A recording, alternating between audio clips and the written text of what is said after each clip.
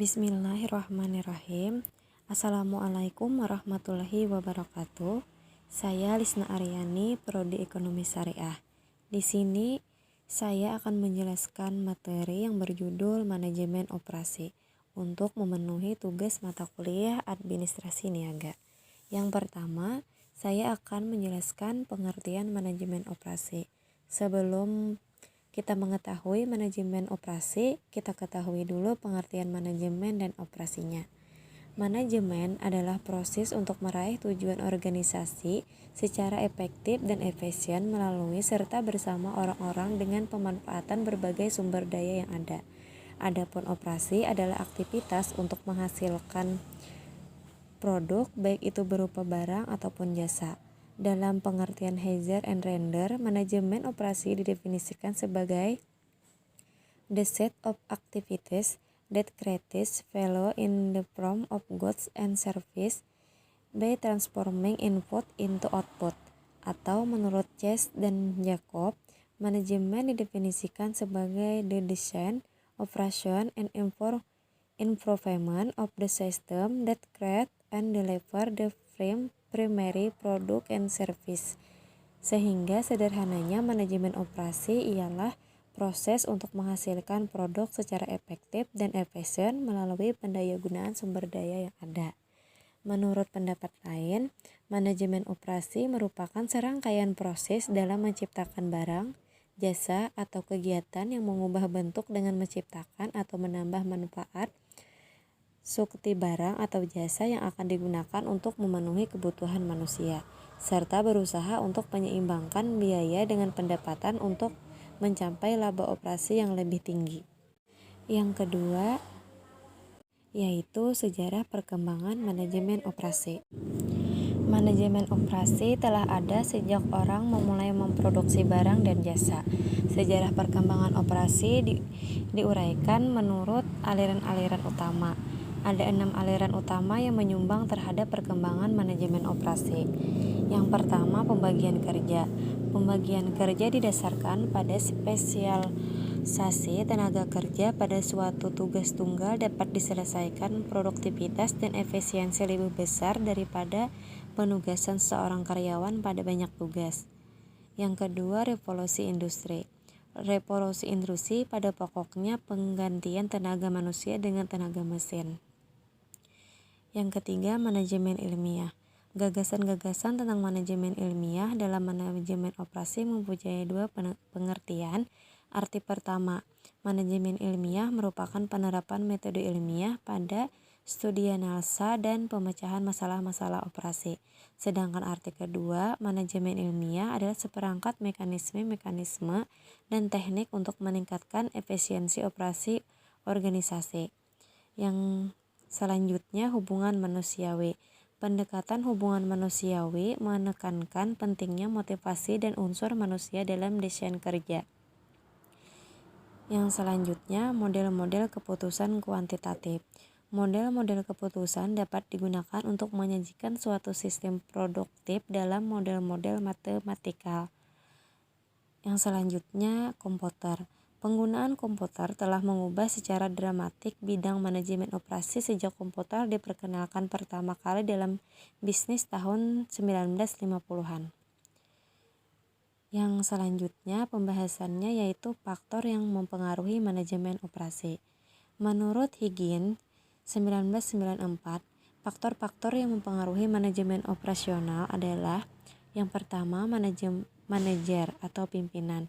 Pada dasarnya, setiap tindakan yang diambil oleh manajer atau pimpinan mempengaruhi dalam beberapa hal seperti aturan-aturan, kebijakan-kebijakan, dan prosedur organisasi, terutama masalah-masalah yang berhubungan dengan masalah personalia, distribusi imbalan, gaya komunikasi, cara-cara yang digunakan untuk memotivasi, teknik-teknik dan tindakan pendisiplinan, interaksi antara manajemen dan kelompok. Interaksi antar kelompok, perhatian pada permasalahan yang dimiliki karyawan dari waktu ke waktu, serta kebutuhan akan kepuasan dan kesejahteraan karyawan. Yang kedua, tingkah laku karyawan. Tingkah laku karyawan mempengaruhi melalui kepribadian mereka, terutama kebutuhan mereka dan tindakan-tindakan yang mereka lakukan untuk memuaskan kebutuhan tersebut. Yang ketiga, tingkah laku kelompok kerja. Terdapat kebutuhan tertentu pada kebanyakan orang dalam hal hubungan persahabatan, suatu kebutuhan yang sering kali dipuaskan oleh kelompok dalam organisasi. Yang keempat, faktor eksternal organisasi. Sejumlah faktor eksternal organisasi mempengaruhi pada organisasi tersebut. Keadaan ekonomi merupakan faktor utama yang mempengaruhi organisasi. Selanjutnya, tentang pengertian sistem produksi dan jenis-jenis produksi. Yang pertama dijelaskan yaitu pengertian sistem produksi. Menurut Nassosian, sistem produksi merupakan kumpulan dari subsistem-subsistem yang saling berinteraksi dengan tujuan mentransformasi input produksi menjadi output produksi. Menurut Askin dan Goldberg, the set of resources and procedures involved in converting raw material into product and delivering them to customer definite the production system. Berarti sistem produksi adalah suatu set sistem yang terdiri dari subsistem yang saling terintegrasi untuk mengolah atau mengkonversi bahan baku menjadi bahan jadi yang akan didistribusikan kepada para pelanggan. Yang selanjutnya, jenis-jenis produksi. Jenis-jenis produksi berdasarkan hasil produksi ada dua, yaitu produksi barang. Produksi barang merupakan produksi yang bertujuan untuk menghasilkan barang yang siap untuk memenuhi kebutuhan. Misalnya gula, pakaian, tas, meja, lemari, dan lain sebagainya. Yang kedua, produksi jasa. Produksi jasa adalah suatu produksi yang kegiatannya menghasilkan jasa untuk memenuhi kebutuhan manusia. Contohnya konsultan, guru, tukang cukur rambut, dan lain-lain. Jenis-jenis produksi berdasarkan bidang produksi. Ada ekstraktif, yaitu kegiatan produksi yang kegiatannya mengumpulkan barang yang telah disediakan oleh alam. Contohnya pertambangan dan perburuan. Agraris adalah produksi yang kegiatan utamanya mengolah tanah. Contohnya pertanian, perkebunan, dan kehutanan. Yang selanjutnya industri adalah kegiatan produksi yang kegiatannya berusaha mengolah bahan mentah menjadi barang jadi. Contohnya industri mobil, industri rokok, dan lain sebagainya. Yang selanjutnya ada perdagangan, adalah kegiatan produksi yang bertujuan untuk memindahkan hak milik dari produsen ke tangan konsumen dengan cara memperjualbelikan, misalnya toko, swalayan, dan lain-lain. Selanjutnya jasa adalah produksi yang bertujuan memberikan pelayanan kepada konsumen, misalnya rumah sakit, potong rambut, rumah makan, transportasi, dan lain sebagainya. Jenis-jenis produksi berdasarkan penggunaan faktor produksi. Ada produksi langsung. Kegiatan produksi yang lebih banyak menggunakan faktor produksi asli yaitu alam dan tenaga kerja, misalnya pertanian, perikanan, dan perkebunan. Ada produksi tidak langsung. Kegiatan produksi yang lebih banyak menggunakan faktor produksi turunan, yaitu modal dan kewirausahaan. Misalnya produksi motor, mobil, pesawat, sepeda, dan lain sebagainya.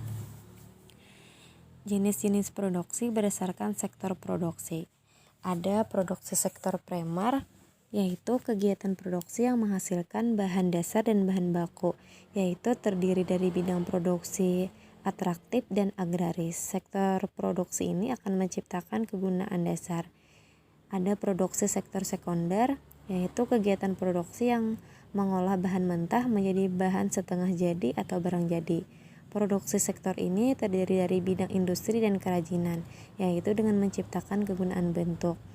Selanjutnya ada produksi sektor tersier, yaitu kegiatan produksi yang mendukung kegiatan bidang lain dengan cara menyalurkan hasil produksi atau menghubungkan dengan pihak lain. Produksi sektor ini terdiri dari produksi bidang perdagangan dan jasa yang menciptakan kegunaan guna waktu, tempat, kepemilikan, dan pelayanan.